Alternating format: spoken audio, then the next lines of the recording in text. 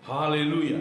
Selamat pagi saudara-saudara yang dikasihi oleh Tuhan Yesus Kristus. Mari sama-sama kita kembali merenungkan firman Tuhan pada pagi hari ini.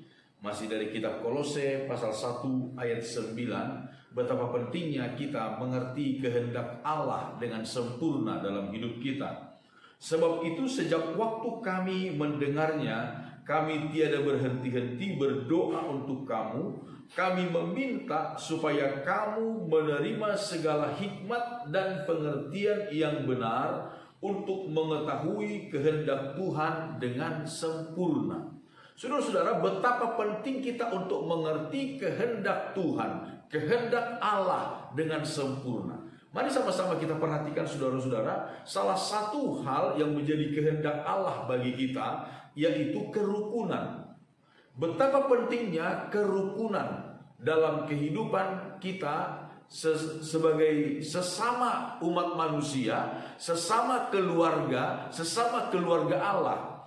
Di dalam kitab Roma kita lihat saudara-saudara, Roma pasal yang ke-15, Paulus kemudian mengajarkan jemaat di Roma demikian. Roma pasal 15 ayat 5.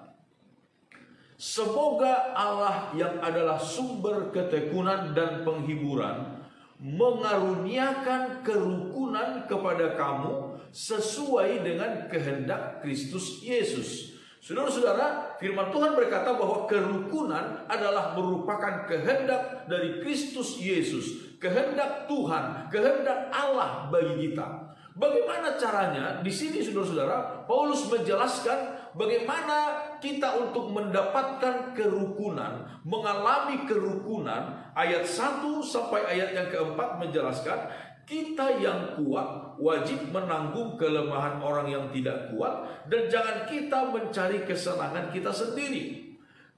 Setiap orang di antara kita harus mencari kesenangan sesama kita demi kebaikannya untuk membangunnya.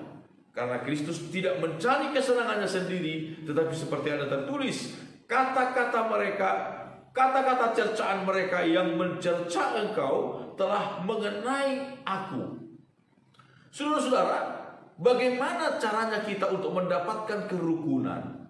Firman Tuhan berkata, yang kuat biarlah menanggung kelemahan orang yang tidak kuat. Inilah pikiran Kristus.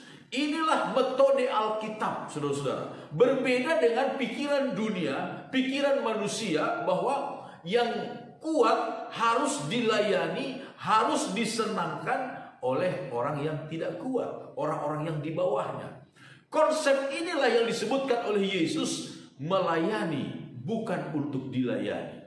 Aku datang untuk melayani, bukan untuk dilayani. Itu kata Yesus. Inilah konsep Alkitabiah untuk mendapatkan kerukunan. Paulus kemudian juga mengajarkan kepada jemaat di Filipi demikian, saudara-saudara.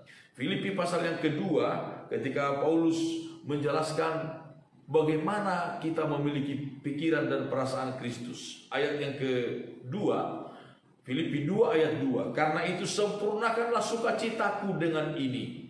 Hendaklah kamu sehati sepikir dalam satu kasih, satu jiwa, satu tujuan, dengan tidak mencari kepentingan sendiri atau puji-pujian yang sia-sia. Sebaliknya hendaklah dengan rendah hati, yang seorang menganggap yang lain lebih utama daripada dirinya sendiri. Dan janganlah tiap-tiap orang memperhatikan kepentingannya sendiri, tetapi kepentingan yang lain, orang lain juga.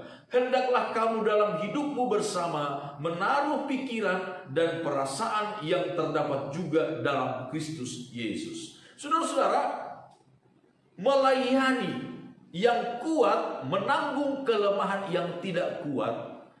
Itulah konsep firman Tuhan. Caranya kita untuk mendapatkan kerukunan. Kalau masing-masing menganggap dirinya lebih utama, kalau masing-masing menganggap dirinya pantas untuk dilayani, pantas untuk dihormati oleh orang lain, saudara-saudara, maka yang akan terjadi adalah kepentingan diri sendiri. Apa bahayanya kalau kita, manusia sesama kita, selalu masing-masing mencari kepentingan diri sendiri, mengutamakan kepentingan diri sendiri. Dalam kitab Yakobus Firman Tuhan berkata demikian. Yakobus pasal yang ketiga, saudara-saudara. Yakobus pasal yang ketiga, firman Tuhan berkata, ayat yang ke-16. Sebab di mana ada iri hati dan mementingkan diri sendiri, di situ ada kekacauan dan segala macam perbuatan jahat. Di mana ada iri hati, di mana ada mementingkan diri sendiri, pasti ada kekacauan, pasti ada segala macam perbuatan jahat, kata firman Tuhan.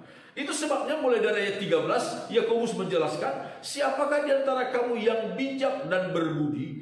Baiklah ia dengan cara hidup yang baik menyatakan perbuatannya oleh hikmat yang lahir dari kelemah lembutan.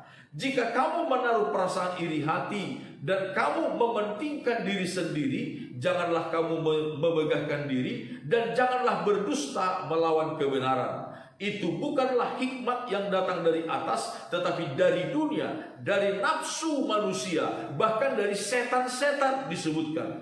Lalu datanglah ayat 16 itu, ayat 17, tetapi hikmat yang dari atas adalah pertama-tama murni, selanjutnya pendamai, peramah, penurut, penuh belas kasihan dan buah-buah yang baik, tidak memihak dan tidak munafik, dan buah yang terdiri dari kebenaran ditaburkan dalam damai untuk mereka yang mengadakan damai. Saudara-saudara, bagaimana caranya kita untuk mendapatkan kerukunan?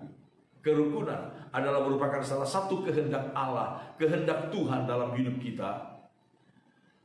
Orang yang kuat, biarlah menanggung kelemahan orang yang tidak kuat.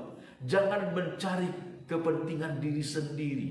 Jangan mencari kesenangan diri sendiri. Tetapi biarlah kita saling mencari, mengusahakan kesenangan sesama kita. Dalam rumah tangga, dalam pekerjaan, di dalam komunitas-komunitas yang lain, teristimewa juga dalam gereja lokal kita masing-masing, saudara-saudara. Biarlah kita mengutamakan kerukunan, mengupayakan kerukunan, karena di mana ada kerukunan, di sana berkat Allah dicurahkan. Amin. Tuhan memberkati kita semuanya. Haleluya.